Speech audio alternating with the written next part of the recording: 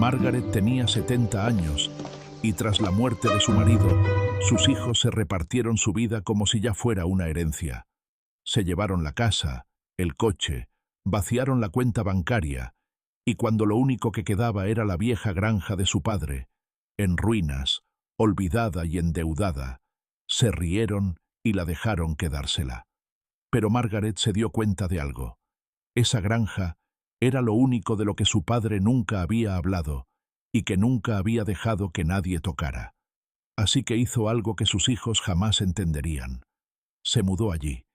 Les dijo que no le quedaba nada. Y entonces empezó a cavar. Pero antes de cavar, antes de la granja, antes de todo eso, estaba el funeral. Frank Hale murió un martes de octubre, 53 años de matrimonio, y Margaret lo encontró en su sillón reclinable con la televisión encendida y el café aún caliente. Los paramédicos dijeron que era el corazón. Margaret podría haberles dicho que su corazón llevaba años fallando. Lo había visto suceder. Lo había visto perder el color de la cara un poco más cada mes. Lo había visto dejar de subir las escaleras, dejar de ir al buzón. Deja de fingir que estaba bien. El funeral fue de buen gusto. David se aseguró de ello. Su hijo tenía 47 años y dirigía la agencia de seguros que Frank había construido desde cero. David vestía un traje gris oscuro, estrechó la mano de todos y dijo las palabras adecuadas. Karen, su hija, de 44 años, estaba a su lado con un vestido negro y perlas, secándose las lágrimas con un pañuelo que en realidad nunca necesitó. Asistieron 300 personas. Margaret se quedó junto al ataúd y agradeció a cada una. Le dolían los pies. Sentía el pecho vacío. Pero se quedó allí, porque eso es lo que se hace. Se queda. 2 semanas después, David convocó una reunión familiar. Usó esas mismas palabras. Reunión familiar. Como si fueran a hablar de los planes de vacaciones o de los preparativos para Acción de Gracias. Margaret condujo hasta su casa, la casa que ella y Frank le habían ayudado a comprar hacía 15 años, y se sentó a la mesa del comedor frente a sus 2 hijos. Karen tenía una carpeta. David tenía un bloc de notas. Habían estado ocupados. «Mamá, tenemos que hablar de la herencia de papá», dijo David. Margaret asintió. Ya se lo esperaba. Frank había construido una buena vida. La casa estaba pagada. La agencia era rentable. Había dinero ahorrado, invertido, en la cuenta de jubilación a la que ella y Frank habían contribuido durante décadas. «Hemos estado revisando el papeleo», dijo Karen. Abrió la carpeta y extendió los documentos sobre la mesa. La casa, las cuentas, la agencia. Queremos asegurarnos de que todo se maneje correctamente. «Por supuesto», dijo Margaret. David se aclaró la garganta. «La casa, papá puso mi nombre en la escritura hace 12 años. Lo hablamos después de su primer episodio difícil. Fue una decisión práctica, planificación patrimonial». Margaret lo miró. «Recuerdo que técnicamente la casa es mía», dijo David. No apartó la mirada, pero tampoco parecía cómodo. «No te estoy echando, mamá, pero he estado pensando en ello, y Heather y yo podríamos usar el espacio. Los niños están creciendo, y está la cuestión del mantenimiento, los impuestos a la propiedad, el mantenimiento. Es mucho para que lo manejes sola». Margaret sintió algo frío instalarse en su estómago. «¿Quieres que me vaya de la casa?» «No irme. Transición. Karen encontró un buen lugar de vida asistida en Tengo 70. David, no tengo 85. Karen intervino. «Mamá, nadie está diciendo que no puedas cuidarte. Solo pensamos que sería más fácil, más seguro y las cuentas bancarias», preguntó Margaret. Karen miró a David. «Transferimos los fondos a un fideicomiso para fines de administración de patrimonio. David y yo somos co-fideicomisarios. Vaciaste las cuentas. Aseguramos las cuentas», corrigió David. Margaret permaneció muy quieta. 42 años de matrimonio. Cada dólar que ella y Frank habían ahorrado. cada noche que había pasado haciendo la contabilidad de la agencia mientras él construía el negocio, cada vacación que habían renunciado, cada lujo al que ella había prescindido. Repartieron 42 años de matrimonio en una sola tarde.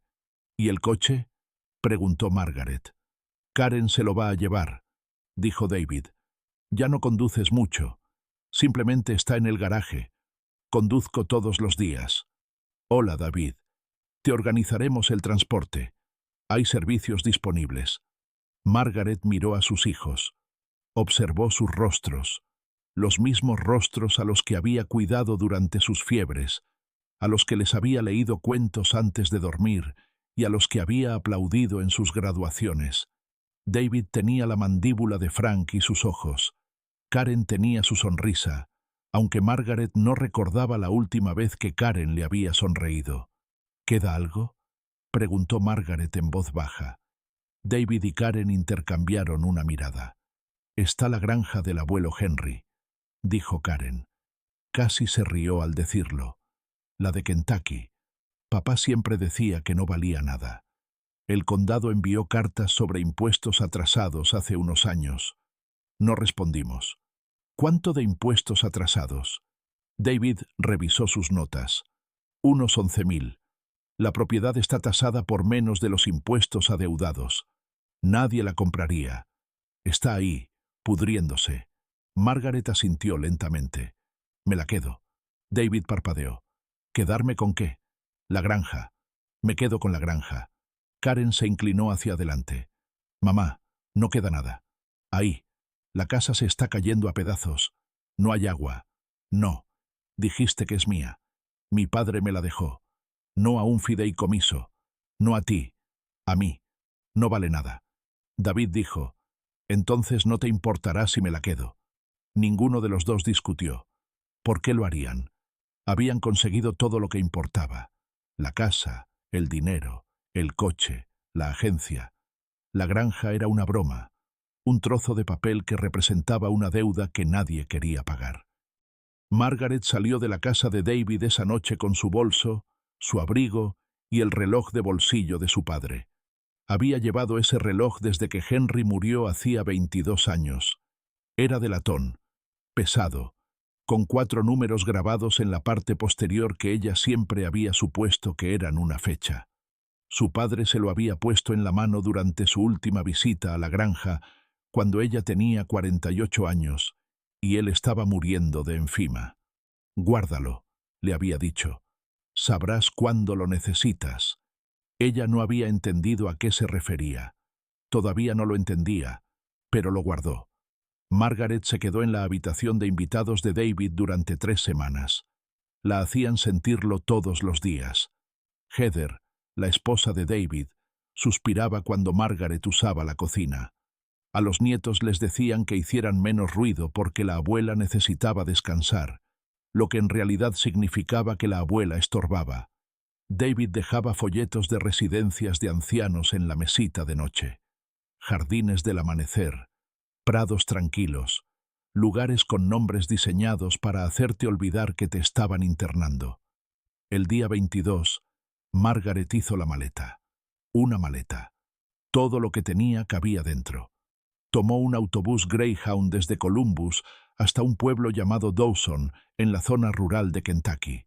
El billete costó 37 libras. El autobús olía a diésel y tapicería vieja. Margaret se sentó junto a la ventana y vio cómo Ohio se convertía en Kentucky. Los suburbios planos daban paso a colinas onduladas y árboles desnudos. Ella no lloró. Ya había llorado en la habitación de invitados de David, sobre una almohada, a las 3 de la mañana, cuando nadie podía oírla. Ya había terminado con eso. Dawson no era gran cosa. Una calle principal de 2 manzanas con una ferretería, un restaurante, una oficina de correos y una iglesia. El autobús la dejó en una gasolinera a las afueras del pueblo. Le preguntó al empleado cómo llegar a la antigua granja de granizo. Él la miró como si le hubiera pedido indicaciones para llegar a la luna. ¿La casa de Henry? Está a unas 4 millas al este por la carretera del Condado 9. Nadie ha estado allí en años. ¿Eres de la familia? Soy su hija, dijo Margaret. ¿Eh? Se rascó la barbilla. No sabía que Henry tenía familia. Se guardó para sí mismo. Margaret caminó 4 millas por una carretera de 2 carriles sin arcén, con la maleta golpeándole la pierna. Tardó casi 2 horas. Un camión redujo la velocidad al pasar, y la conductora, una mujer corpulenta con una gorra de pastoreo, bajó la ventanilla. ¿Necesitas que te lleve, cariño? Ya casi llego, dijo Margaret. ¿Dónde está ahí? ¿La granja Hale? La mujer arqueó las cejas. ¿Ese viejo lugar? ¿Estás segura? Margaret asintió. La mujer se encogió de hombros y siguió conduciendo. La granja estaba peor de lo que recordaba. Mucho peor. El camino de entrada apenas era visible, cubierto de maleza y arbolitos que habían brotado a través de la grava durante más de 2 décadas. La casa se encontraba al final, una estructura de madera de 2 pisos que alguna vez fue blanca. La pintura se había desprendido hasta dejar la madera al descubierto en la mayoría de las paredes. Una de las ventanas del piso superior estaba rota.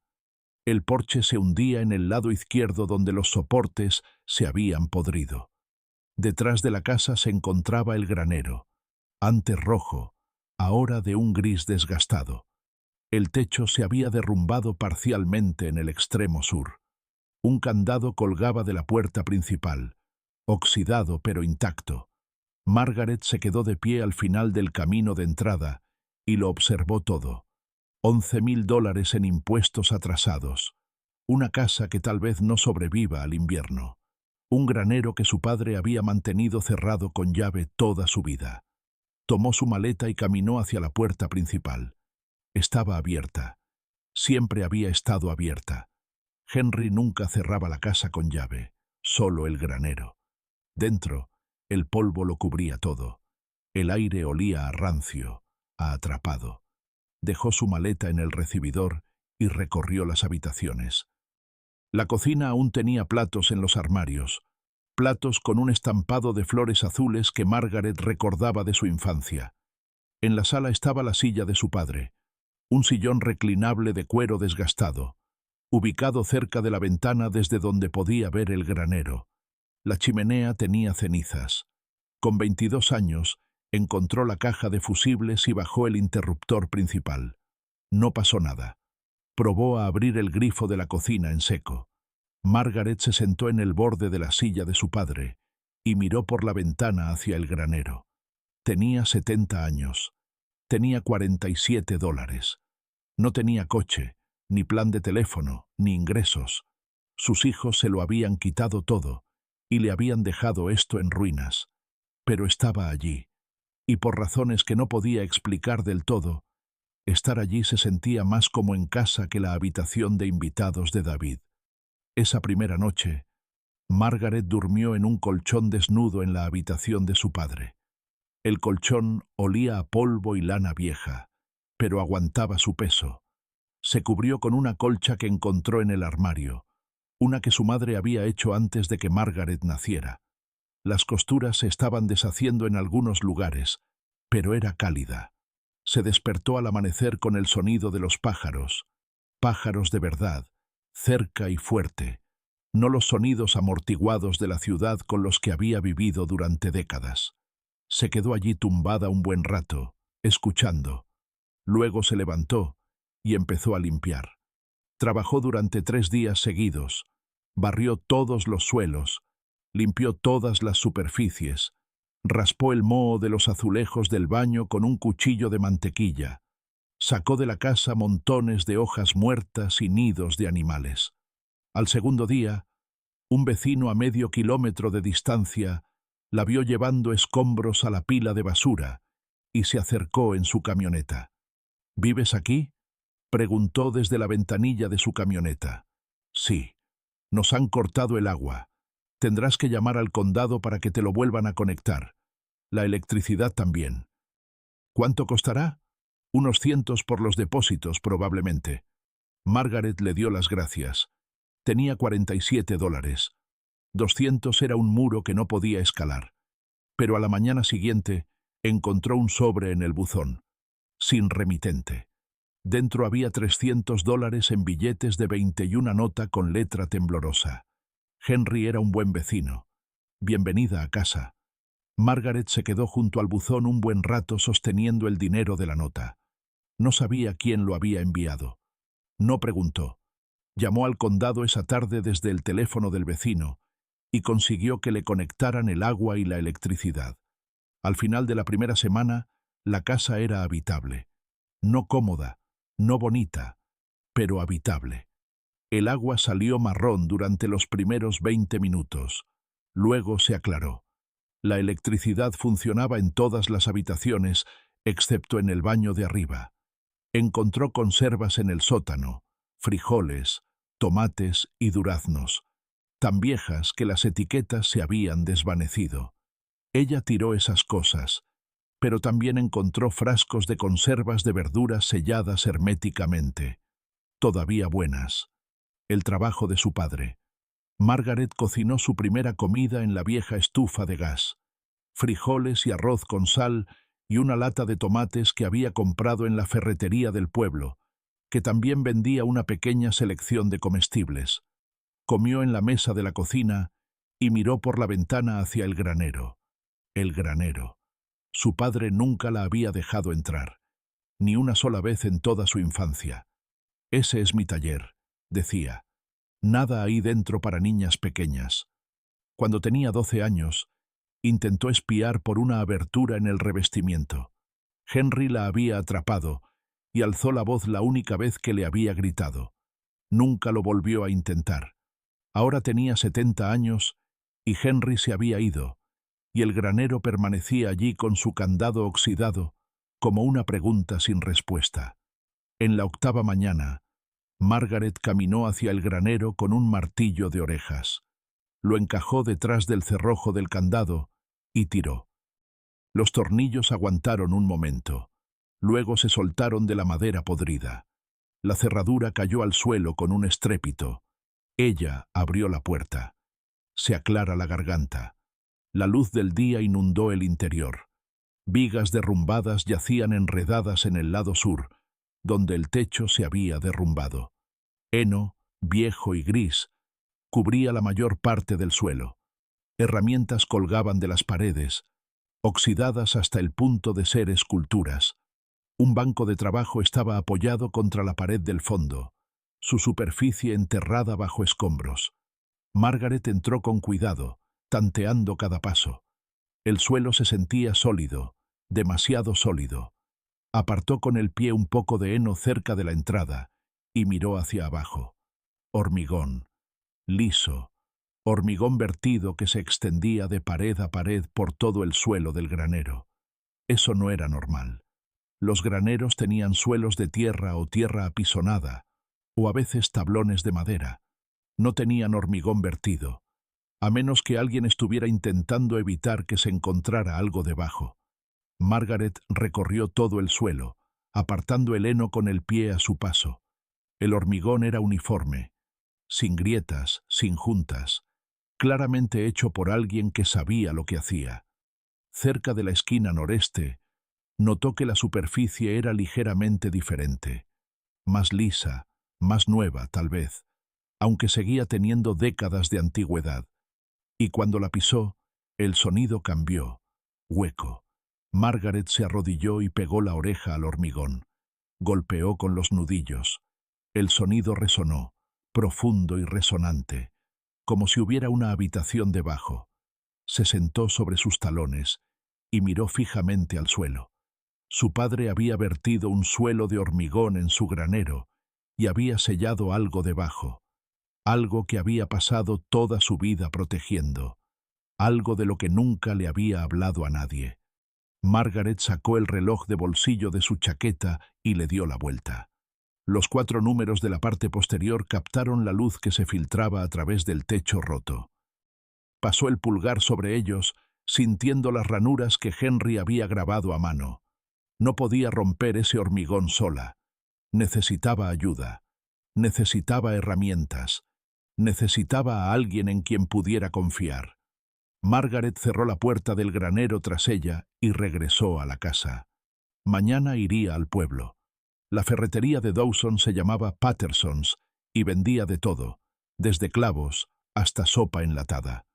Margaret caminó los 6 kilómetros hasta el pueblo a la mañana siguiente, llegando justo después de que abriera a las 8. La campanilla de la puerta sonó al entrar, y una mujer detrás del mostrador levantó la vista de un crucigrama. «Necesito ayuda para encontrar algo. Necesito un mazo», dijo Margaret. «Y una palanca». La mujer la observó un momento. Margaret tenía 70 años, medía 1,63 metros y pesaba unos 59 kilogramos. Estaba pidiendo herramientas de demolición. ¿Qué va a desmontar? El suelo de un granero. Hormigón. Hormigón. La mujer señaló hacia el fondo de la tienda. Pasillo 3. Necesita el mazo de 4,5 kilogramos, no el de 7,2 kilogramos. Cuide su espalda. Margaret encontró las herramientas y las llevó al mostrador. El mazo costaba $42. La palanca era de 18. Le quedaban poco más de 200 del sobre anónimo. Y necesitaba eso para comida y el sobre anónimo. Y necesitaba eso para comida y los impuestos a la propiedad, que no tenía ni idea de cómo pagar. Estaba contando las facturas cuando se abrió la puerta principal y entró un hombre, alto, de hombros anchos, con el pelo gris, ropa corta y manos que parecían haber sido usadas para un trabajo de verdad todos los días de su vida. Llevaba una chaqueta de lona y botas cubiertas de barro seco. «Buenos días, Tom». La mujer detrás del mostrador dijo, «Buenos días, June». Dejó una caja de tornillos para madera en el mostrador y se fijó en las compras de Margaret. «Eso es un montón de mazo para una sola persona». «Me las arreglaré», dijo Margaret. «¿Qué granero?» Margaret vaciló. «El de Henry Hale, en la carretera del condado. 9». La expresión de Tom cambió. Algo entre sorpresa y reconocimiento. «La casa de Henry. No he ido allí en años». «¿Tú, su hija, Margaret?» Él asintió lentamente. «Tom Briggs. Vivo a unos 3 kilómetros de tu propiedad. Tu padre y yo solíamos hablar a veces. Él venía al pueblo a comprar provisiones y nos sentábamos en el banco frente a la oficina de correos. Era un hombre tranquilo, pero buena compañía». «Eso suena a él», dijo Margaret. Tom volvió a mirar el mazo. «¿Qué estás haciendo con el granero?» Margaret pensó en mentir. Pensó en decir que solo estaba limpiando, pero estaba demasiado cansada para mentir, y algo en la franqueza de Tom la hizo querer imitarla. «Hay un piso de concreto en el granero. Necesito ver qué hay debajo». Tom arqueó una ceja. «Piso de concreto en un granero. Eso es inusual. Lo sé. ¿Vas a golpear concreto con un mazo de 4,5 kilogramos tú solo?» Lo estaba planeando. Se quedó callado un momento. Luego dijo, «Tengo un martillo neumático en mi cobertizo. Panatic funciona con un compresor. Te ahorrará una semana de trabajo y unas 3 hernias discales». Margaret lo miró. «¿Por qué me ayudaste?» «Porque Henry era un buen hombre, y porque golpear el concreto con un mazo a tu edad es una buena manera de terminar en el hospital sin nadie que te lleve». Margaret casi sonrió. «No puedo pagarte. No te lo pedí». Tom tomó su caja de tornillos. «Pasaré mañana por la mañana. 7 horas para ti. 7 horas». Tom Briggs llegó a las 6:45 de la mañana siguiente conduciendo una camioneta Ford abollada con un compresor y un martillo neumático atados en la caja. Margaret tenía café listo en una cafetera que había encontrado en el armario de la cocina. Era el primer café de verdad que había preparado en la granja, y su aroma llenó la casa. Se sentaron en el porche y lo bebieron en silencio. La mañana era fresca, el cielo de un gris pálido, y los campos alrededor de la granja se extendían planos y vacíos en todas direcciones. «Ayudé a tu padre a reparar este porche hace unos 30 años», dijo Tom. «Hizo la mayor parte del trabajo él solo. Solo necesitaba a alguien que sujetara las tablas mientras clavaba. Él construía cosas, dijo Margaret. Siempre construyendo, siempre trabajando en algo. Simplemente nunca decía en qué. Tom terminó su café y dejó la taza en la barandilla. Vamos a ver ese piso. Dentro del granero, Tom recorrió el perímetro mientras Margaret lo observaba. Apartó heno de una patada, examinó el concreto, se arrodilló y golpeó en varios puntos. Cuando llegó a la esquina noreste donde Margaret había oído el eco hueco, se detuvo. «Hay algo aquí abajo», dijo. «Esta sección suena diferente. El resto es de poro sólido, probablemente de 20 centímetros de espesor. Pero justo aquí, es más delgado, como si lo hubieran vertido sobre algo. Una trampilla, tal vez. Tal vez». Tom se puso de pie y se sacudió las rodillas. Solo había una manera de averiguarlo. Colocó el compresor fuera de la puerta del granero y conectó la manguera al martillo neumático. El ruido era tremendo, resonando en las paredes del granero, sacudiendo las herramientas en sus ganchos.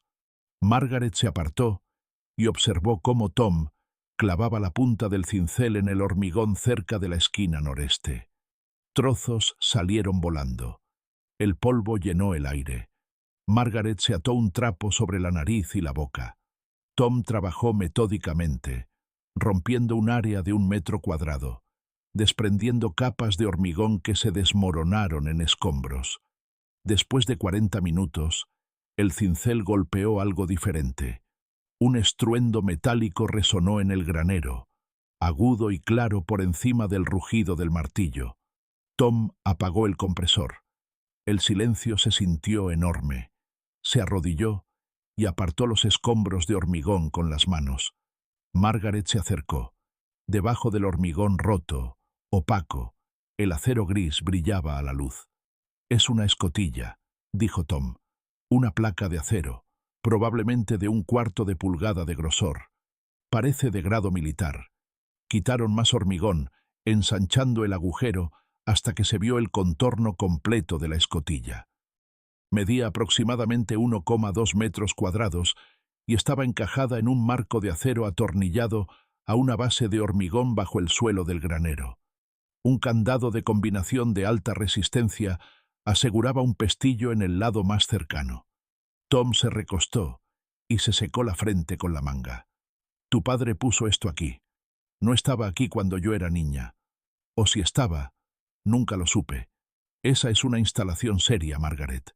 Esto no es algo que un granjero pone en su granero para guardar patatas». Margaret sacó el reloj de bolsillo de su chaqueta. Lo volteó y miró los 4 números en la parte de atrás. Había llevado ese reloj durante 22 años, y esos números siempre habían sido un misterio. No era una fecha, ni un año, solo 4 dígitos que su padre había grabado en el latón con mano firme. «Déjame intentar algo», dijo. Se arrodilló junto a la escotilla y marcó la combinación. Izquierda al primer número, derecha al segundo, izquierda al tercero, derecha al cuarto. La cerradura se abrió con un clic. Tom la miró. Margaret miró la cerradura. Le temblaban las manos. «Para eso era el reloj», dijo en voz baja. «Me lo dio cuando se estaba muriendo. Dijo que sabría cuándo lo necesitara». Tom extendió la mano hacia el pestillo. «¿Quieres que lo abra?» «No». Margaret puso las manos sobre el acero. «Lo haré». La trampilla era pesada. Tom la ayudó a levantarla y se abrió sobre unas bisagras gruesas, desgastadas por décadas de desuso. Un aire fresco salió de la abertura, húmedo y penetrante, con un olor que Margaret no reconoció. Algo dulce, algo químico, algo viejo. Debajo de ellos, una escalera de acero descendía hacia la oscuridad. «Iré yo primero», dijo Tom. «No, Margaret. Esto es de mi padre. Sea lo que sea que haya ahí abajo, me lo dejó a mí. Iré yo primero». Tom le entregó su linterna. Margaret se agarró al último peldaño de la escalera y se bajó por la abertura. Los peldaños eran sólidos, atornillados a la pared, y sus zapatos encontraron cada uno sin problema. Contó mientras bajaba. 8 peldaños a unos 3 metros de profundidad. Sus pies tocaron un suelo de hormigón. Encendió la linterna y el haz barrió la oscuridad. Margaret dejó de respirar. La bóveda era enorme. Se extendía a lo largo y ancho del granero, sobre una habitación excavada en la arcilla de Kentucky y revestida con paredes de hormigón vertido. El techo estaba reforzado con vigas de acero. El aire era fresco y seco, perfectamente controlado por algún sistema de ventilación que ella podía oír zumbando débilmente en las paredes.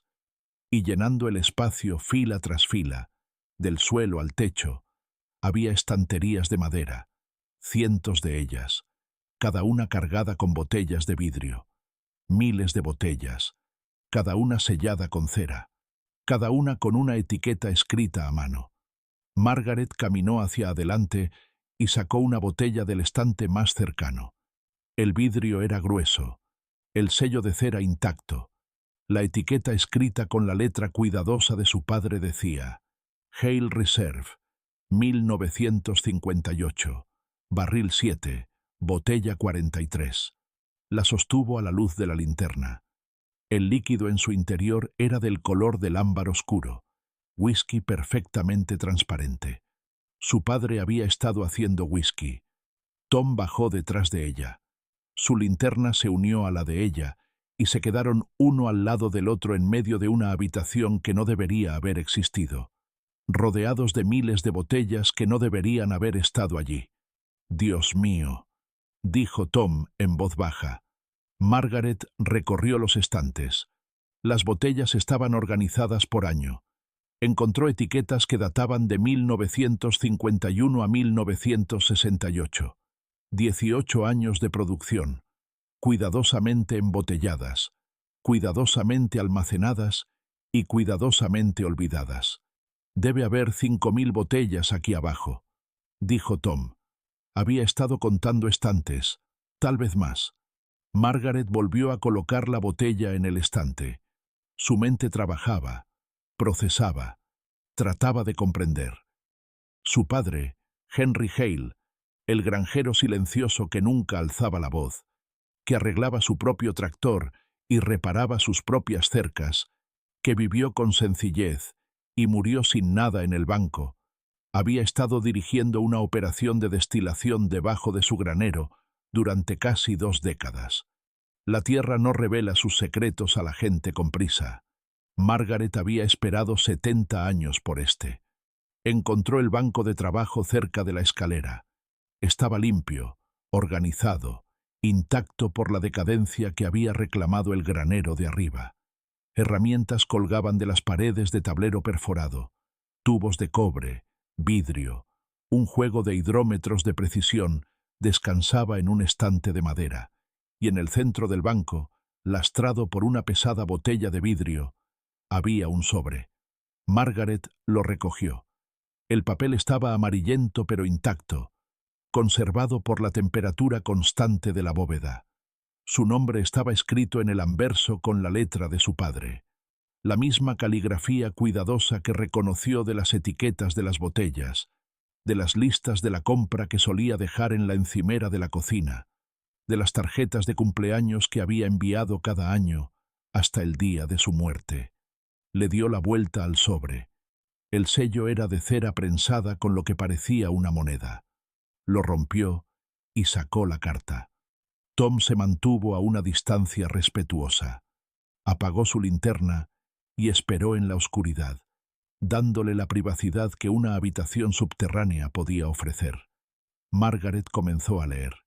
«Margaret, si estás leyendo esto, me he ido, y te debo la verdad sobre por qué nunca fui el padre que merecías». Se apoyó en el banco de trabajo y siguió leyendo. «Empecé esto en 1949. La guerra había terminado y volví a casa y no tenía nada. Tu madre y yo vivíamos en una casa de 2 habitaciones con suelo de tierra y un pozo que se secaba cada agosto. Tenía 60 acres de tierra que no producían nada que valiera la pena vender, y tenía una habilidad que había aprendido de mi padre en las montañas. Sabía cómo hacer whisky. Era ilegal, por supuesto, Delito federal, delito estatal, delito del condado, no importaba. Tenía 24 años y mi esposa estaba embarazada de ti y no podía alimentarla con lo que ganaba la granja. Así que construí un alambique en el bosque detrás de la propiedad y comencé a destilar. Resultó que se me daba bien, mejor que bien.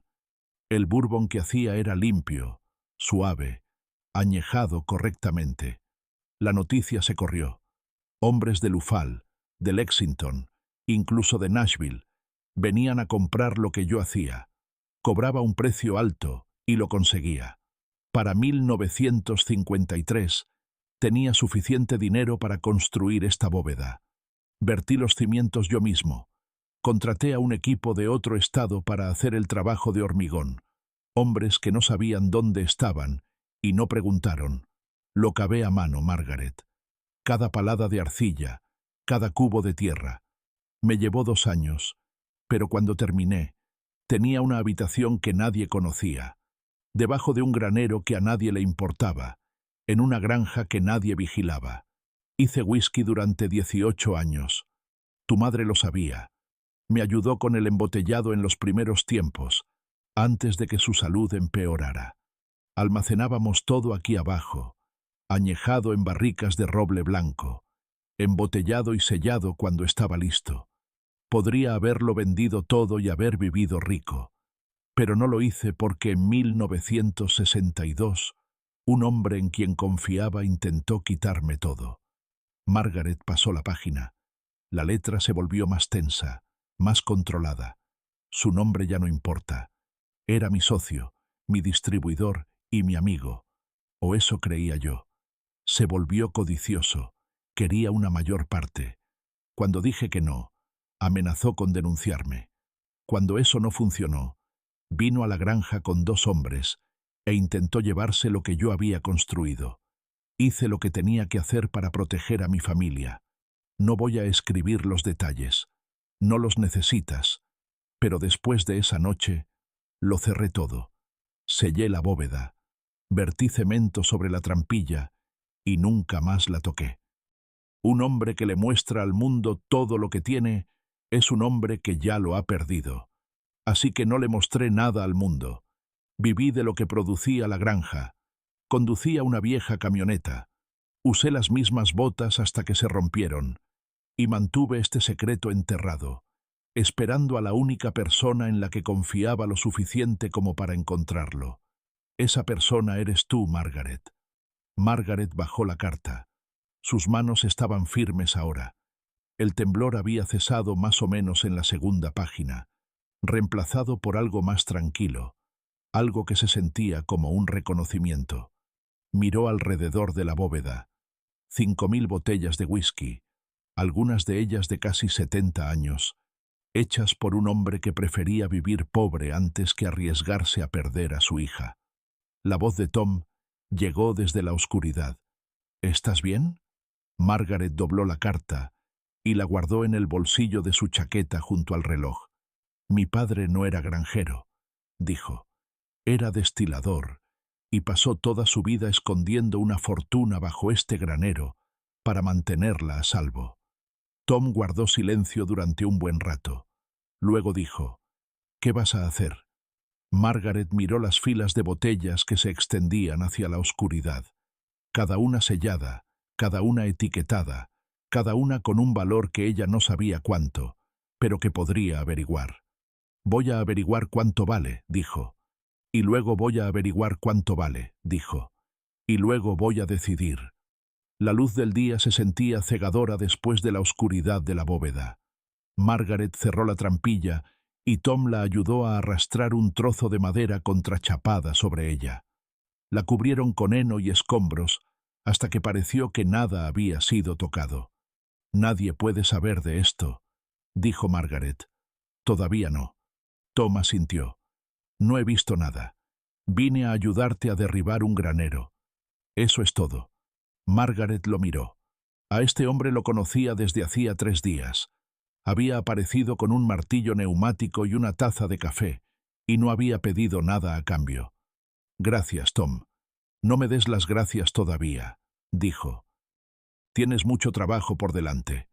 Esa noche, Margaret se sentó a la mesa de la cocina con la carta extendida frente a ella. La leyó de nuevo lentamente. Los párrafos finales eran a los que volvía una y otra vez. Te dejé la granja en fideicomiso. No a Frank, no a tus hijos, solo a ti. El abogado de Dawson tiene los documentos. El fideicomiso es irrevocable. Eso significa que nadie puede quitarte esta tierra, Margaret. Ni tu marido, ni tus hijos, ni el gobierno. Es tuya hasta que decidas lo contrario. Sé que no fui el padre que querías. Sé que era distante, distraído, siempre en ese granero cuando me necesitabas en casa. Lo siento. Estaba construyendo algo para ti, aunque nunca pude decirte qué era. Las botellas valen dinero. Dinero de verdad. Más que la casa, más que la agencia, más que lo que tu marido puso en el banco. Pero prométeme esto. No dejes que nadie te lo quite.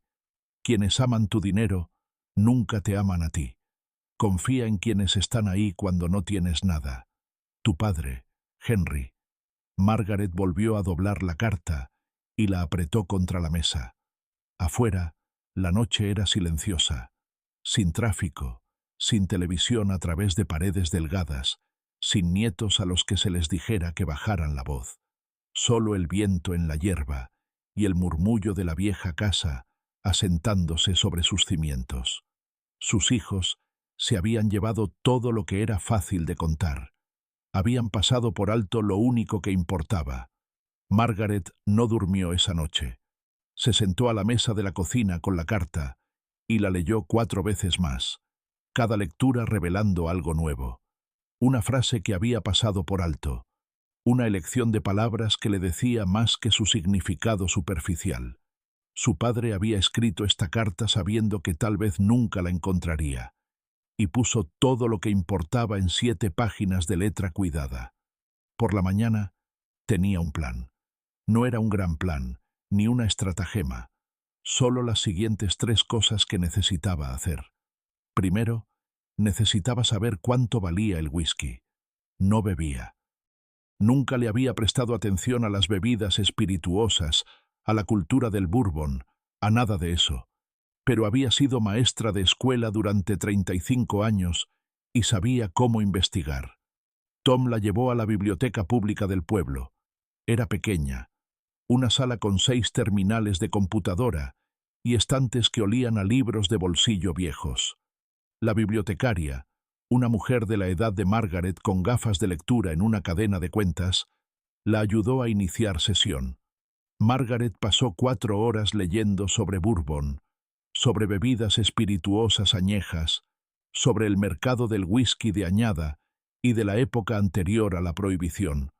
Aprendió que las botellas de los años 50 y 60, si eran auténticas y se almacenaban correctamente, podían venderse por cientos de dólares cada una, algunas por miles, otras por decenas de miles.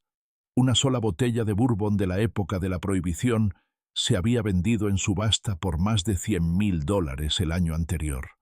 Se recostó en su silla y miró la pantalla. 5.000 botellas, algunas de casi 70 años, almacenadas en condiciones de temperatura controlada que cualquier coleccionista envidiaría. «Encuentre lo que necesita», preguntó la bibliotecaria. «Más de lo que esperaba», dijo Margaret. Lo segundo que necesitaba era un experto, alguien que pudiera verificar las botellas, evaluar su estado y darle un precio real. Tom conocía a un hombre que conocía a otro hombre. Así funcionaban las cosas en los pueblos pequeños. 3 llamadas después, Margaret tenía una cita con el tasador de licores de Louisville. Su nombre no importaba. Lo que importaba era su rostro cuando bajó por la escalera a la bóveda. Se quedó al pie de la escalera durante 30 segundos sin moverse. Margaret lo observó desde el banco de trabajo donde había colocado 2 sillas y una lámpara conectada a un cable de extensión que subía por la trampilla. «Esto es real», dijo. No lo estaba preguntando. «Es real». Recorrió los estantes lentamente, sacando botellas al azar, examinando las etiquetas, sosteniéndolas a contraluz, revisando los sellos de cera. Usó una pequeña linterna para estudiar el líquido en su interior. Tomó notas en un portapapeles. No habló durante casi una hora. Cuando terminó, se sentó en la segunda silla y miró a Margaret. ¿Quién hizo esto? Mi padre. Tu padre era un genio. El envejecimiento, las condiciones de almacenamiento, la técnica del techo. He visto colecciones de museos con menos cuidado. ¿Cuánto? Preguntó Margaret. Dejó el portapapeles sobre su rodilla y se frotó la cara. No puedo darte una cifra exacta sin una prueba completa. Autenticación, análisis químico, documentación de procedencia. Pero según lo que veo aquí, según el volumen, la antigüedad y el estado, estás viendo una colección que vale entre 20 y 30 millones de dólares. La cifra quedó suspendida en el aire entre ellos. Margaret no reaccionó. Había esperado algo grande, pero oírlo en voz alta fue diferente. De 20 a 30 millones. Su padre, que había conducido el mismo camión durante 20 años y remendado sus propias botas con pegamento para zapatos, había estado sentado sobre una fortuna todo ese tiempo. ¿Qué me recomienda?, preguntó ella. No inunde el mercado.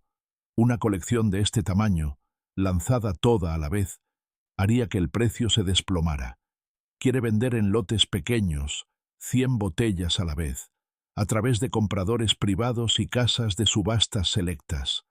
A ese ritmo, con el marketing adecuado, podría extender esto durante 5 a 10 años y maximizar la ganancia.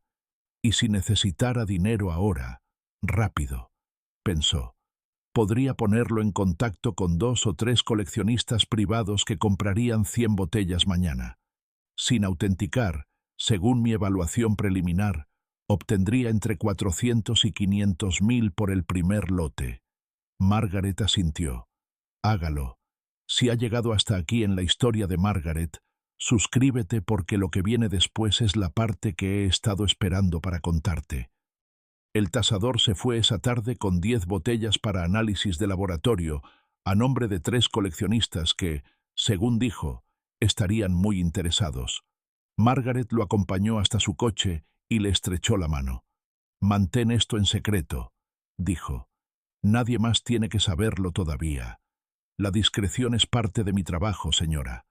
Tom estaba esperando en el porche cuando ella volvió adentro. «Bueno», dijo él, «de 20 a 30 millones». Tom no dijo nada durante un buen rato.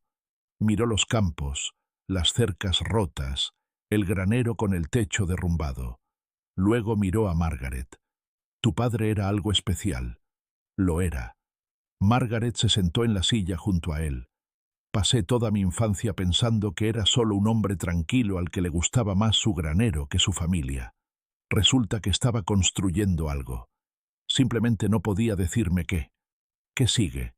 Pago los impuestos de la propiedad. Arreglo esta casa. Y descubro cómo mantener esto en secreto el tiempo suficiente para hacerlo bien». La tercera cosa que Margaret necesitaba era el abogado que su padre había mencionado. Su nombre estaba en la carta junto con la dirección de un bufete en Main Street en Dawson. Fue a la mañana siguiente. La oficina estaba encima de la oficina de correos, a la que se accedía por una estrecha escalera que crujía a cada paso. El abogado que su padre había usado estaba jubilado desde hacía mucho tiempo, pero su hijo se había hecho cargo del bufete. Un hombre de unos 50 años, con un escritorio repleto de carpetas y una taza que decía «Abogado del mundo». Encontró el archivo de Henry en un archivador en la trastienda. Los documentos del fideicomiso estaban dentro junto con copias de la escritura de la propiedad, mapas topográficos y una carta de instrucciones que Henry había dejado en el bufete. «Este es un fideicomiso irrevocable en vida», dijo el abogado, extendiendo los documentos sobre su escritorio. Su padre lo estableció en 1982. La granja, el terreno, todas las estructuras y el contenido están en fideicomiso para su exclusivo beneficio. Usted es la única beneficiaria. El fideicomiso no puede ser modificado ni revocado por nadie, incluida usted, sin una orden judicial. ¿Pueden mis hijos impugnarlo? Leyó las disposiciones con atención. Podrían intentarlo, pero perderían. El fideicomiso es anterior a su matrimonio. Es propiedad separada. Su esposo nunca tuvo derecho a reclamarlo, y sus hijos no tienen legitimación procesal. Si intentaran argumentar influencia indebida o incapacidad mental, necesitarían pruebas médicas. Y francamente, por lo que veo, usted está administrando esta propiedad perfectamente bien por su cuenta. Margaret sintió que la tensión en sus hombros se aliviaba un poco. ¿Qué pasa con el contenido? Si hay algo de valor en la propiedad, ¿también pertenece al fideicomiso? Todo lo que se encuentra dentro de los límites de la propiedad del fideicomiso le pertenece. Estructuras, minerales, derechos de agua y cualquier propiedad personal dejada por el fideicomitente. Su padre fue minucioso. Lo cubrió todo. Margaret le dio las gracias, pagó sus honorarios de consulta en efectivo y regresó caminando a la granja. Durante las siguientes 3 semanas, Margaret trabajó. Pagó los impuestos atrasados sobre la propiedad con un cheque de caja proveniente de las primeras ganancias de una pequeña venta privada. Vendió 40 botellas a un coleccionista en Louisville por $160,000. Los impuestos ascendían a $11,000. Los pagó en su totalidad, además de la tasación del año en curso. Abrió una cuenta bancaria en la ciudad y depositó el resto. Contrató a un techador para reparar la casa. Mandó inspeccionar la plomería y revisar el sistema séptico. Compró una camioneta usada en un lote de la ciudad, una Chevy de 10 años con óxido en los guardabarros, pero con un motor en buen estado. Tom la ayudó a arreglar la cerca a lo largo del camino y a despejar la entrada. La granja comenzó a parecer habitada. Margaret no les contó nada a sus hijos. No llamó a David. No llamó a Karen. Por primera vez en décadas, no sintió la necesidad de informar sobre su paradero, ni de justificar sus decisiones ante nadie. Pero el silencio, cuando viene de alguien que antes dependía de ti, es más fuerte que cualquier llamada. Karen lo notó primero. Llamó al antiguo número de Margaret, que había sido desconectado cuando David canceló el plan telefónico. Llamó a David, quien no había tenido noticias de su madre en más de un mes. Revisaron las residencias de ancianos que Karen había investigado. Margaret nunca había solicitado plaza. Karen condujo hasta Kentucky un sábado a finales de noviembre. Llegó a la granja alrededor del mediodía, y Margaret vio el coche de alquiler subiendo por el camino de entrada desde la ventana de la cocina. Margaret salió al porche y esperó. Karen salió del coche lentamente. Iba vestida para la ciudad, tacones y un abrigo de lana, y subió por el camino de grava como si el suelo pudiera morderla. Se detuvo al pie de los escalones del porche y miró la casa. «La pintaste», dijo. «Solo la fachada. Tom me ayudará a pintar los laterales la semana que viene». «¿Quién es Tom?» «Un vecino». Irene miró alrededor de la propiedad, el camino de entrada despejado, la nueva cerca, la camioneta estacionada junto a la casa. «Mamá, ¿de dónde sacaste el dinero para todo esto?», logré decir. «Tenías $47 cuando saliste de la casa de David. Yo tenía un poco más que eso». Karen subió los escalones y se paró frente a su madre. Estaba tratando de leer el rostro de Margaret, buscando confusión, vulnerabilidad, alguna señal de que esto era un error que ella podría arreglar. «Mamá, esto no es seguro. ¿Estás aquí sola en medio de la nada sin ningún sistema de apoyo? ¿Qué pasa si algo sucede? ¿Qué pasa si te caes o te enfermas? O he estado aquí por 2 meses, Karen. He reparado la casa, pagado los impuestos, comprado una camioneta y limpiado 10 acres de maleza. Si algo sucede, lo manejaré. He estado manejando cosas toda mi vida. Eso no es lo que quise decir». «¿Qué quisiste decir?». La boca de Karen se abrió y se cerró. No tenía una respuesta que sonara razonable, así que probó otro enfoque. «David está preocupado. David no me ha llamado ni una sola vez. Ha estado ocupado con la agencia. Estoy segura de que estaban allí en el porche, madre e hija, con 30 años de silencio entre ellas. Los ojos de Karen se dirigieron al granero. ¿Qué hay ahí dentro? Herramientas. Heno viejo. Nada interesante. Papá siempre decía que el granero del abuelo Henry estaba cerrado con llave. Lo estaba. Yo lo abrí. Solo un granero. Karen la miró fijamente durante un largo momento. Margaret sostuvo su mirada.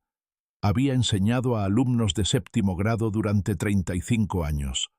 Podría aguantar más que un agente inmobiliario de 44 años en un concurso de miradas. Karen se fue después de 1 hora. Había aceptado un café, rechazado el almuerzo y hecho 7 preguntas más sobre el dinero que Margaret no respondió. Abrazó a Margaret rápidamente en el coche y se marchó. Margaret observó el coche hasta que desapareció. Luego entró y llamó a Tom. Karen estaba aquí. Vio la camioneta, la pintura nueva, la cerca. Va a decírselo a David. ¿Qué crees que hará David? Hará lo que siempre hace. Intentará tomar el control. Tenía razón. David actuó con rapidez. En 1 semana obtuvo los registros de propiedad de la oficina del tasador del condado. Encontró el fideicomiso y los recibos de impuestos pagados. Llamó al banco en Dawson, pero no le dieron ninguna información. Llamó al bufete del abogado en Dawson y le dijeron que no podían hablar sobre los asuntos de un cliente. David era un hombre de seguros. Entendía de papeleo, contratos y responsabilidad civil. También sabía cuándo algo no cuadraba. Su madre había llegado a Kentucky sin nada y ahora era dueña de una propiedad en funcionamiento con dinero en el banco. O había encontrado recursos que él desconocía o alguien se estaba aprovechando de ella.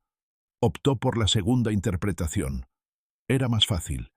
Lo convertía en el héroe en lugar de la persona que había puesto a su propia madre en un autobús con $47. Los documentos judiciales llegaron a la granja un lunes por la tarde de diciembre. Un notificador judicial llegó en coche. Le entregó un sobre a Margaret y se marchó sin decir palabra. Margaret se quedó en el porche y los leyó. Su hijo y su hija habían solicitado al tribunal del condado que la declarara mentalmente incapacitada y nombrara a David tutor legal de su persona y patrimonio, incluyendo todos los bienes fideicomitidos.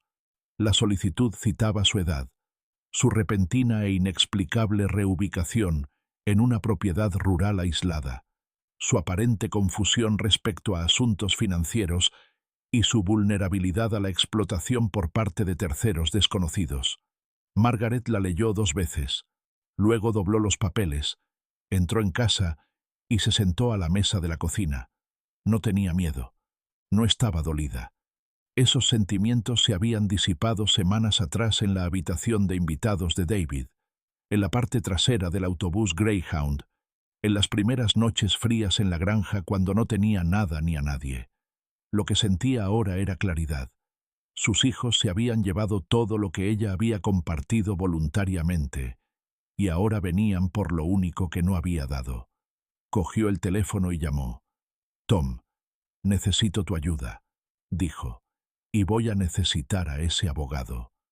Tom vino esa tarde. Margaret preparó café y se sentaron a la mesa de la cocina con los papeles del juzgado extendidos entre ellos. Tom los leyó despacio, pasando cada página con el mismo cuidado deliberado que usaba al medir la madera. «Te están llamando incompetente», dijo. «Lo son.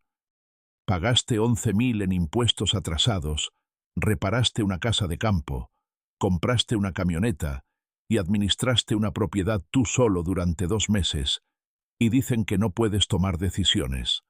No se trata de lo que puedo hacer, Tom. Se trata de lo que tengo. David huele el dinero. No sabe de dónde viene y eso lo asusta.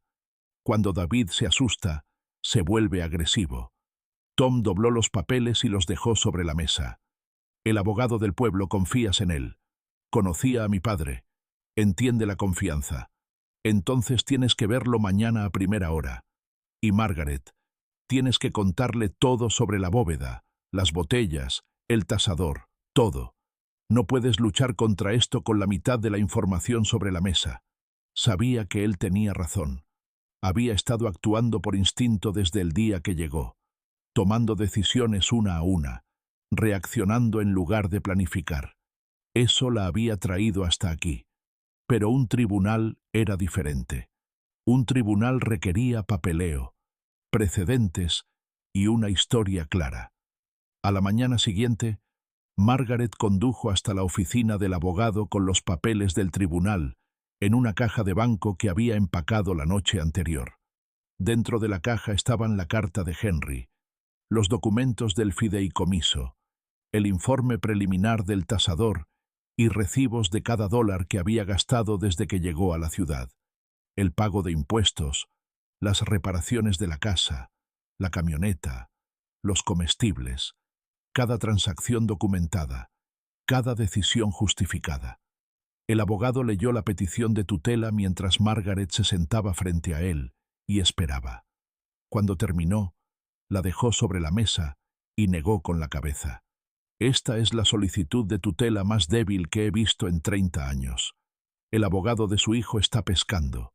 No citaron ninguna evidencia médica, ninguna evaluación psiquiátrica, ningún testimonio de un médico tratante. No tienen nada más que su edad y el hecho de que se mudó a una propiedad rural. ¿Lo tomará en serio un juez? Un juez está obligado a tomarlo en serio. Habrá una audiencia. Usted tendrá que comparecer, pero la carga de la prueba está sobre ellos, y no tienen ninguna prueba. Lo que tienen es especulación. Margaret abrió la caja del banco y sacó el informe de los tasadores. Hay algo más que necesita saber. Le habló de la bóveda, de las botellas, de la carta, de la valoración preliminar. El abogado escuchó sin interrumpir. Cuando ella terminó, se recostó en su silla y miró al techo durante un largo rato. De 20 a 30 millones, dijo. Esa es la estimación. Y sus hijos no saben nada de esto. Saben que tengo algo de dinero. No saben de dónde salió ni cuánto hay. El abogado se inclinó hacia adelante. Esta es la situación. El fideicomiso protege la propiedad. Es hermético. Tu padre lo estructuró de tal manera que nadie, ni tu esposo, ni tus herederos, ni un curador designado por el tribunal, puede transferir ni gravar la granja. Incluso si David de alguna manera ganara la tutela, el fideicomiso aún le impediría tocar la tierra. Pero si un tribunal te declara incompetente, un curador podría controlar tus bienes personales, tu cuenta bancaria, tus ganancias por ventas, tus ingresos, no la propiedad del fideicomiso, sino todo lo que está fuera de ella. Así que necesito asegurarme de que no ganen. No ganarán, no con lo que han presentado, pero quiero estar preparada. Voy a solicitar una copia de tu historial médico. Necesitaré una declaración de tu médico que confirme que estás en tu sano juicio. Y quiero que traigas los extractos bancarios, los recibos de impuestos y todas las pruebas que demuestren que has estado administrando tus asuntos con competencia. Margaret asintió. ¿Y la fecha de la audiencia? 3 semanas. 9 de enero. Juzgado del condado. 3 semanas. Margaret tuvo 21 días para prepararse para una pelea que no había pedido ni merecía. Los aprovechó bien. Condujo hasta Columbus y vio a su doctora, una mujer a la que había estado viendo durante 15 años. La doctora le hizo una evaluación cognitiva completa y declaró a Margaret en excelente estado de salud mental. Proporcionó una declaración escrita al respecto, junto con una nota que expresaba su opinión profesional de que Margaret era totalmente capaz de tomar decisiones de forma independiente. Margaret también llamó por teléfono al tasador en Louisville. Le pidió que acelerara la venta privada. 200 botellas de la sección más antigua de la bóveda, las añadas de 1951 y 52, las más raras, las más valiosas. La venta duró 10 días. 3 coleccionistas, todos verificados, todos firmaron acuerdos de confidencialidad. El total de $480,000 se transfirió a la cuenta de Margaret en la ciudad. Ella usó el dinero con cuidado. Pagó los impuestos de propiedad restantes de los próximos 5 años. Puso 50.000 en un fondo de reparación para la granja.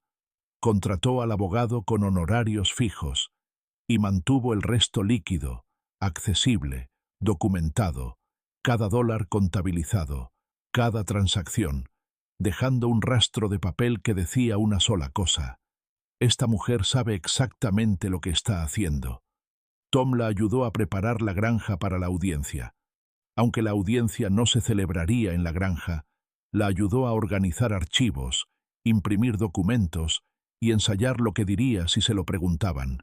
No la estaba guiando, no le estaba escribiendo un guión, solo estaba hablando de los hechos hasta que Margaret pudiera recitarlos dormida. «Tu hijo va a decir que estás confundida», dijo Tom una noche. «Va a pintar un cuadro de una viuda afligida que se fue a una granja en ruinas porque no estaba pensando con claridad». «Lo sé. ¿Y cuál es la verdad?» Margaret lo miró. «La verdad es que mi marido murió. Mis hijos se llevaron todo lo que tenía. Y vine aquí porque era lo único que me quedaba. No vine aquí confundida. Vine aquí enfadada, y luego encontré lo que mi padre me dejó, y la ira se convirtió en algo mejor». «¿Qué propósito?» Tom asintió. «Diles que la audiencia fue un martes». Margaret condujo hasta el juzgado en su camioneta con un vestido de lana gris que compró en el pueblo y el reloj de bolsillo prendido en la solapa. Tom se ofreció a acompañarla, pero ella le dijo que se quedara. Esto era entre ella y sus hijos. La sala del tribunal era pequeña, con paneles de madera y luces fluorescentes que zumbaban como siempre en los edificios gubernamentales. David se sentó a la izquierda con su abogado, un hombre elegante con un traje oscuro que llevaba un maletín de cuero. Karen se sentó junto a David, con las manos cruzadas en el regazo, el rostro cuidadosamente preparado en una expresión de preocupación. Margaret se sentó a la derecha con su abogado. Colocó la caja del banco sobre la mesa frente a ella. La jueza era una mujer de unos 60 años con cabello plateado y gafas de lectura. Leyó la petición en silencio, hizo algunas preguntas de procedimiento y luego se dirigió al abogado de David. «Abogado, usted solicitó la tutela basándose en una supuesta incapacidad mental. ¿Qué pruebas está presentando?» El abogado se puso de pie. «Su señoría, la señora Taylor es una mujer de 70 años que, tras la muerte de su esposo, abandonó su hogar familiar y se mudó a una propiedad rural aislada y en ruinas, sin red de apoyo, sin ingresos y sin un plan aparente. Desde entonces, ha realizado importantes transacciones financieras, cuyo origen su familia no puede identificar. Creemos que está siendo influenciada o explotada por personas desconocidas». El juez miró a Margaret. «Señora Hale, ¿tiene alguna respuesta?» El abogado de Margaret se puso de pie. «Su señoría, nos gustaría presentar lo siguiente». Abrió la caja del banco y comenzó con los registros médicos de Margaret, la evaluación cognitiva, la declaración del médico, los documentos del fideicomiso que muestran la clara propiedad de la propiedad, los estados de cuenta bancarios que muestran depósitos, gastos y saldos, todo en orden, recibos de impuestos, facturas de reparación, el contrato de compra del camión, una cronología de cada decisión que Margaret había tomado desde que llegó a la granja, presentada en orden cronológico con documentación de respaldo.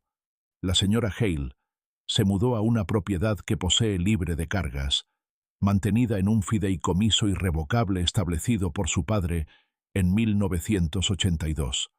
El abogado dijo que pagó $11.000 en impuestos prediales atrasados. Restauró la residencia a condiciones habitables, compró un vehículo, abrió una cuenta bancaria y ha mantenido un saldo positivo. Cada transacción está documentada. Su médico la ha certificado como cognitivamente sana.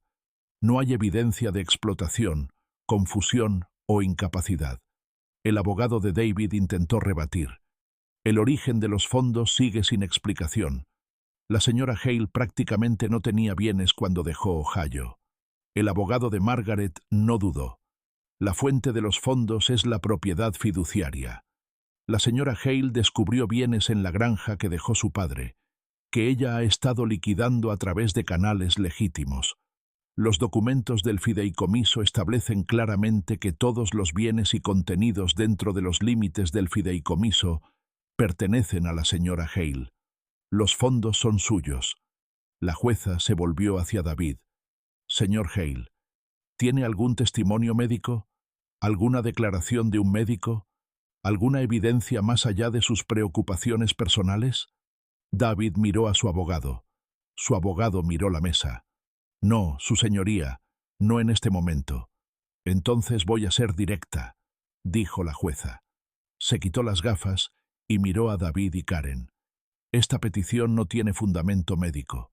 La demandada ha demostrado una gestión clara, consistente y competente de sus asuntos. Desestimo la petición. Hizo una pausa. Señor Hale, también dejaré constancia en actas de que presentar una petición de tutela sin evidencia médica hace perder el tiempo a este tribunal y causa una angustia significativa a la demandada.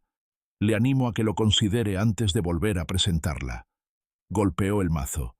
La cara de David se puso roja. Karen bajó la mirada a sus manos.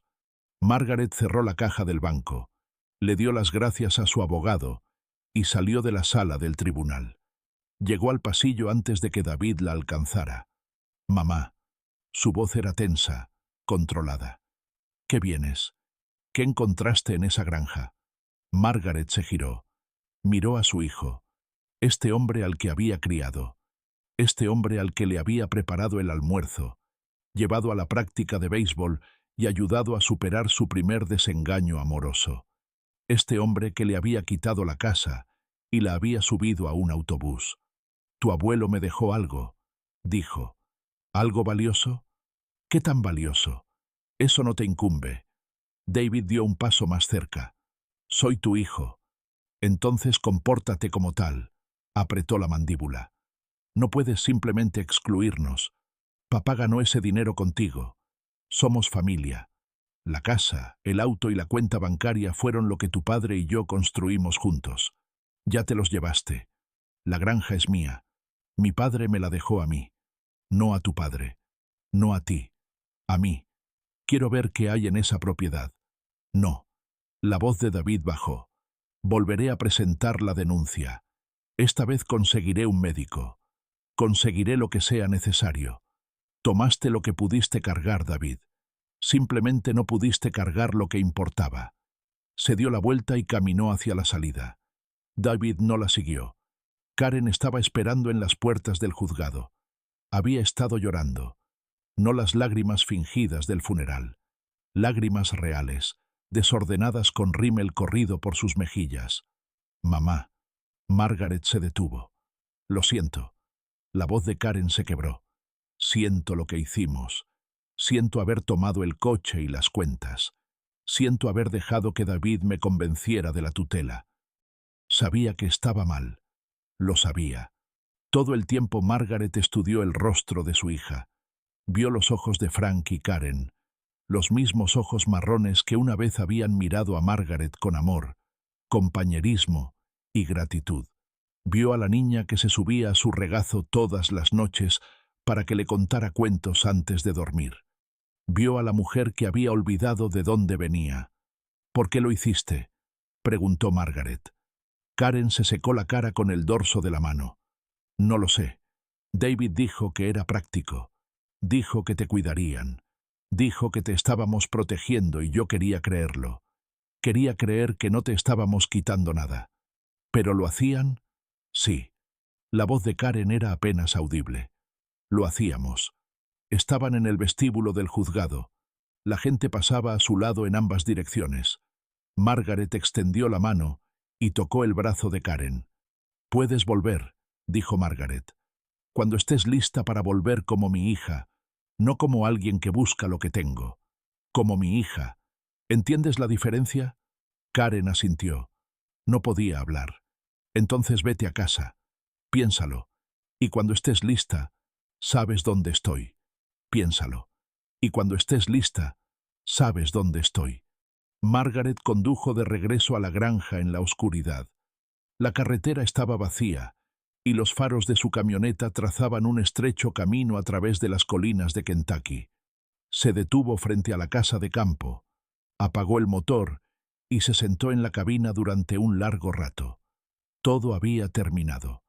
La petición había sido desestimada. El fideicomiso estaba intacto. El dinero era suyo. La granja era suya. Salió de la camioneta y caminó hasta el granero. La trampilla seguía cubierta con madera contrachapada y heno, intacta. Apartó la cubierta, abrió la trampilla y bajó por la escalera una vez más. La bóveda estaba fría y silenciosa.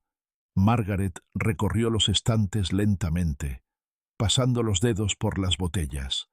Cada una obra de su padre, cada una un pedazo de una vida que él nunca había podido compartir con ella. Se sentó en el taburete del banco de trabajo y sacó su carta. Pasó a la última página, la parte que había leído una docena de veces, pero que seguía atrayéndola. Sé que harás lo correcto con esto, Margaret. Siempre hiciste lo correcto, incluso cuando nadie se dio cuenta, incluso cuando nadie te dio las gracias. Por eso te elegí. Eras el único que se habría quedado. Margaret dobló la carta y la guardó en su bolsillo. Apagó la lámpara y se sentó en la oscuridad un rato, rodeada por el secreto de su padre, el trabajo de su vida, su disculpa por cada tarde que había pasado en el granero, en lugar de leerle cuentos para dormir. Luego subió la escalera, cerró la trampilla y entró a preparar la cena. La primavera llegó lentamente a la granja. Margaret la observó llegar como solía observar a sus alumnos resolver un problema en la pizarra, pieza por pieza, cada paso construyendo hacia algo completo. Primero, los crocos brotaron del suelo medio congelado cerca del porche. Luego, la hierba pasó del marrón al verde, comenzando en los bordes de la propiedad y avanzando lentamente hacia el interior. A finales de marzo, los campos estaban llenos de color, flores silvestres y maleza, y nuevos brotes enredados en todas direcciones. La casa de campo lucía diferente ahora. Pintura blanca fresca en los 4 lados. Un nuevo porche con tablones de cedro que Tom había cortado él mismo de un árbol caído en el límite de la propiedad. La ventana rota del piso de arriba había sido reemplazada. La cocina había sido recableada y la plomería funcionaba sin problemas. Una mañana, Margaret se paró en el porche con su café y contempló el resultado de 6 meses de trabajo. El camino de entrada estaba cubierto de grava y liso. La cerca se extendía recta a lo largo del camino. El granero, que aún seguía en pie, tenía un techo nuevo y paredes reforzadas, aunque Margaret había dejado el interior exactamente como estaba. Había mandado instalar una puerta adecuada con cerradura de combinación. Ahora tenía 71 años. Su cumpleaños había pasado en febrero sin ninguna celebración. Tom le había traído un pastel de limón de la panadería del pueblo. Lo habían comido en el porche, en el frío, y Tom le había dicho, «Feliz cumpleaños, Margaret». Y ella le había dicho, «Gracias, Tom». Y eso había sido suficiente. La destilería de whisky, si es que se le podía llamar así, había encontrado su ritmo. Margaret trabajaba con un intermediario de licores que gestionaba las ventas, colocando pequeños lotes entre coleccionistas y casas de subastas cada pocas semanas. Había vendido 300 botellas en 4 meses. Los ingresos eran constantes y sustanciales. Llevaba una contabilidad precisa y pagaba sus impuestos trimestralmente, a tiempo y con documentación al detalle. Pero el dinero nunca fue realmente lo importante. Una tarde a principios de abril, Margaret condujo hasta un edificio en las afueras de la ciudad. Era un local comercial reconvertido que había estado vacío durante años. La antigua farmacia. Lo compró en febrero por $68,000. Tom había pasado 3 semanas renovando el interior, instalando suelo nuevo, pintura fresca y buena iluminación. Un letrero colgaba sobre la puerta principal. Debajo, En letras más pequeñas se leía: ayuda comunitaria, asistencia para la vivienda, referencias legales, apoyo de emergencia. Margaret abrió la puerta y entró. Una mujer de la Oficina de Servicios Sociales del condado estaba colocando mesas y sillas plegables. Un abogado jubilado al que Margaret había contratado a tiempo parcial estaba colocando folletos en un escritorio cerca de la entrada. El lugar olía a pintura fresca y café recién hecho. «Esperamos 8 personas para la primera sesión», dijo la trabajadora social. 4 casos de vivienda, 2 solicitudes de beneficios y 2 preguntas legales. Margaret asintió. Suspira y jadea. «Estaré aquí». Había fundado el centro después de hablar con una mujer en el supermercado. La mujer tenía 67 años. Había enviudado recientemente y su hijo adulto había puesto su casa a su nombre mientras ella estaba de luto. Había estado viviendo en un motel durante 3 semanas, tratando de averiguar cómo recuperarla.